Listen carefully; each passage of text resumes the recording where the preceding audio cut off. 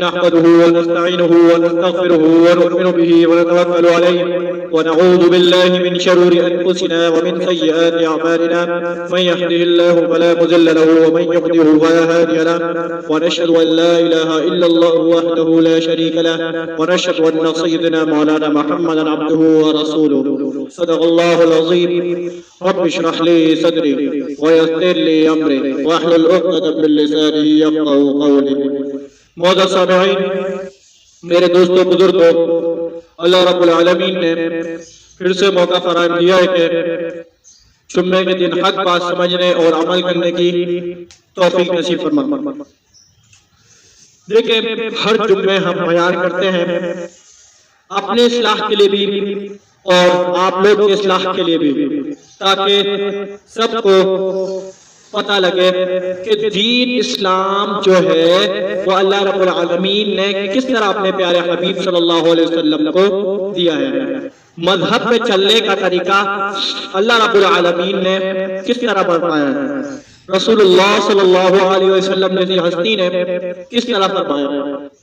آپ دیکھو جیسے ہم دین پہ رہ کے کام کریں، جسے میں نے لاسٹ لیکچر میں ریکارڈ کرایا تھا، دین پہ رہ کے کام کریں اور اوپر سے دنیا کو بھی لے کے چلیں، دین کو بھی لے کے چلیں، یہی بہت بڑی کامیابی ہے. ایکول وے پہ لے کے چلیں تو کیا ہے، بہت بڑی کامیابی ہے. تو یہ مقصد ہے اللہ رب العالمین کا. جب ہم اس دنیا میں آ چکے ہیں، اس دنیا کا معیار بنا چکے ہیں، تو اللہ رب العالمین نے آپ کو مشن دی.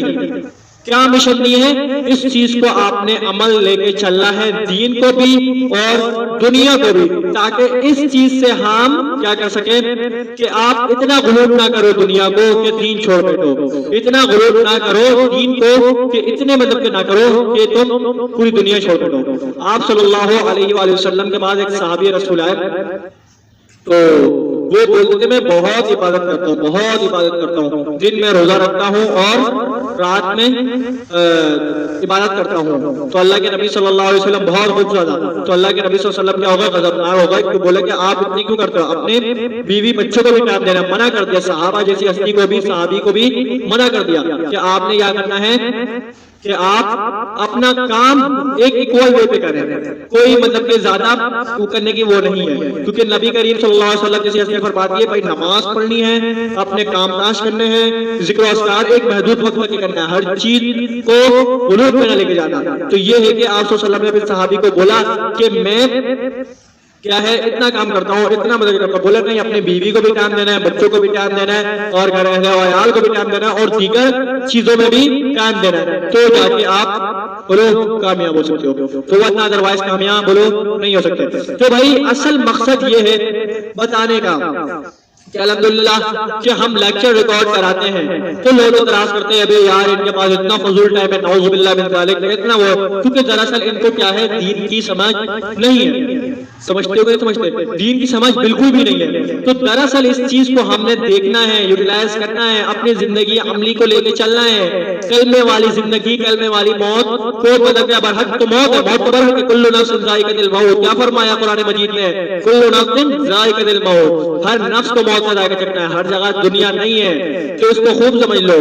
تو آپ نے یہ تصور کر کے بیٹھ گئے کہ میں صرف دنیا ہی کو دیکھوں گا اور چیزوں کو بولو نہیں دیکھوں گا، تو یہ غلط تصور ہے. یا پھر آپ یہ تصور کر کے بیٹھ گئے ہر وقت مطلب کہ اتنے مضبوط کر لیا کہ بھائی اب دنیا نہیں کمانی، صرف دین دیکھنا ہے، یہ بھی غلط ہے.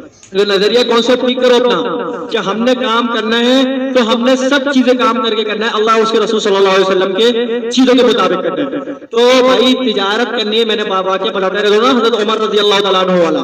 تو وہ ایک تجارتی آتا ہے تو وہ کہتا ہے کہ میں تجارت کرنا ہے، تو اس کو علم نہیں ہوتا. تو حضرت عمر اس کو کوڑا لگا دے جا کے تو اس کا دین کا علم حاصل کر کرا.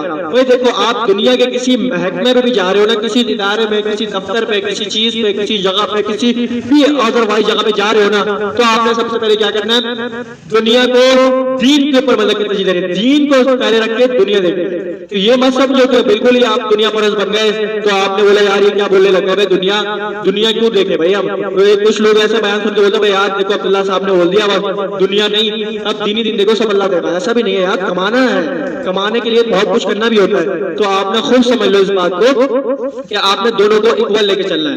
کبھی بھی کسی معیار کو لے کے کہ ایک کو چھوڑ دیا ایک کو لے لیا، ایک کو چھوڑ دیا، دونوں کی نیڈ ہے ہمارے پاس. کیونکہ زیادہ دین کی، کیونکہ جو نبی کریم صلی اللہ علیہ وسلم نے فرمایا نا دین کا علم حاصل کرنا کیا ہے؟ فرض ہے. کیا ہے؟ دین کا علم حاصل کرنا فرض ہے اور دنیاوی واجب ہے. تو مطلب کہ دنیا کیا ہے؟ نیڈ ہے ہماری، ضرورت ہے. جو ضرورت کی چیزیں حلال طریقے سے کما لو، اور جو ہے دین کا جو اصل حکم دیا گیا فرض کے درجے میں دیا ہے، سنت نوافل نہیں، فرض کے درجے میں، تو اس کو حاصل کرو. اللہ کے بندو، اللہ کے بندیوں میں خواتین بھی بیان سنتی ہیں اور لوگ بھی سب بیان سنتے، تو آپ کو کرنا پڑے گا تاکہ اس چیز سے آپ کو عملی زندگی کو پڑھنا پڑے گا. اللہ کے رسول صلی اللہ علیہ وسلم نے کلمے والی زندگی سکھائی ہے.